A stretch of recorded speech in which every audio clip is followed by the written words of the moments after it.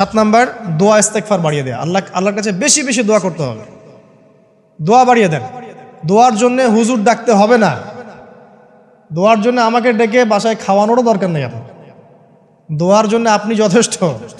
নামাজে দাঁড়ান, নামাজে সেজদায় দোয়া করেন। নফল নামাজ পড়েন, নফল নামাজে সেজদায় দোয়া করেন। নামাজের পরে হাত তুলে দোয়া করেন প্রয়োজনে। নামাজে সালাম ফেরানোর আগে দোয়া করেন। যে কোনো ভালো কাজ করেছেন তারপর দোয়া করেন। ঠিক আছে, কোরআন তেলাওয়াত করলেন দোয়া করেন।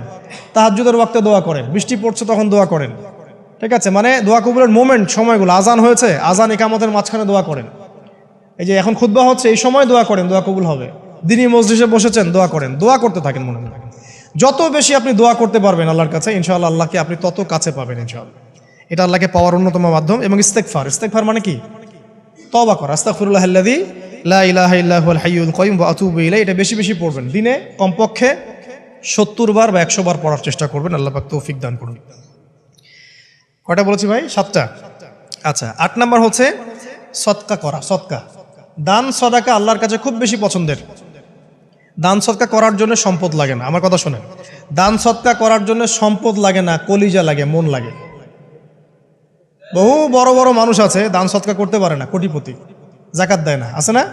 আর বহু গরিব মানুষ ভ্যান চালায়, কৃষিকাজ করে, দেখবেন 100 টাকা দান করে দিল। মন থাকতে হয়, মন, কলিজা বড় থাকতে হয়।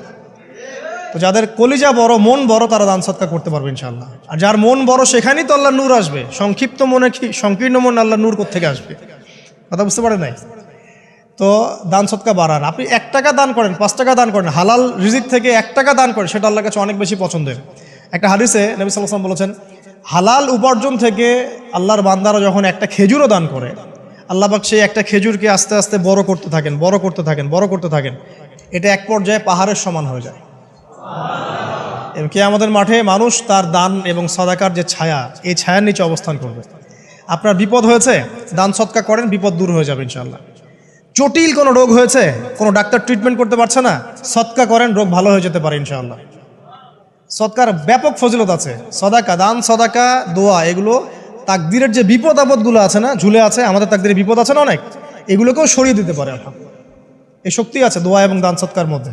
আল্লাহ পাক আমাদেরকে বেশি বেশি সদাকা করার তৌফিক দান করুন, আমিন।